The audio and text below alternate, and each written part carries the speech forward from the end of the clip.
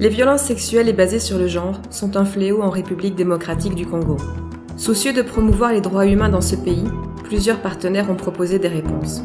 Le Canada finance pour un montant de 18 millions de dollars canadiens le programme conjoint de lutte contre l'impunité, d'appui aux victimes de violences basées sur le genre et d'autonomisation des femmes à l'est de la République démocratique du Congo.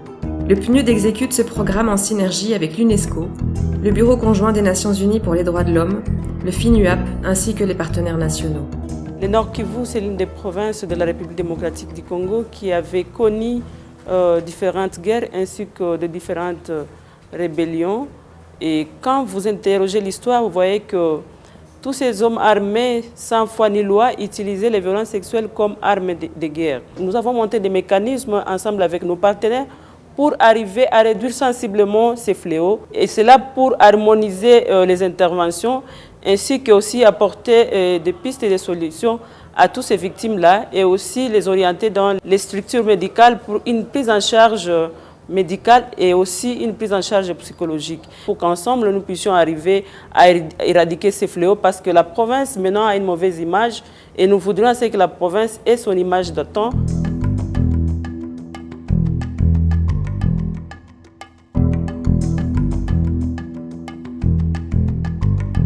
Mimi kufika pale walinibaka, wakati walimaliza nibaka tukakosa maisha. Apres PNUD ikakuya ikatukamata, CCP ikatukamata pale ikatugharamia, wakatupatia $50.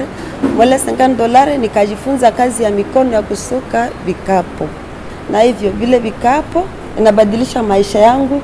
Wakati CCP ilinikamata nilikuwa na magonjwa ya ukimwi. Kwa leo nasikia bien, nashinda mu kikundi pamoja na wengine, watoto wangu wanafurahi na mimi maisha yangu lishabadilika na wanasoma vizuri.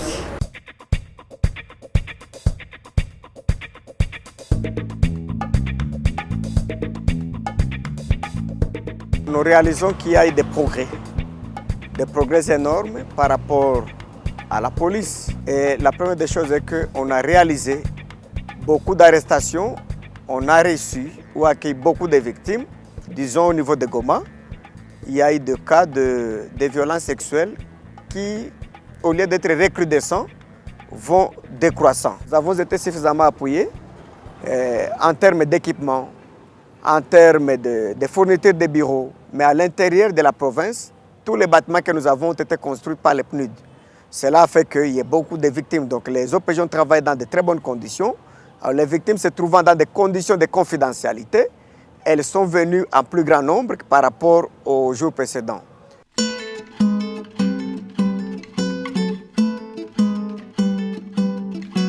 Ce projet est l'une des réponses holistiques apportées par les partenaires en appui au gouvernement de la RDC. Les défis les plus importants sont que la contrepartie nationale doit s'approprier le projet en vue de garantir la durabilité des changements transformationnels en cours et à obtenir.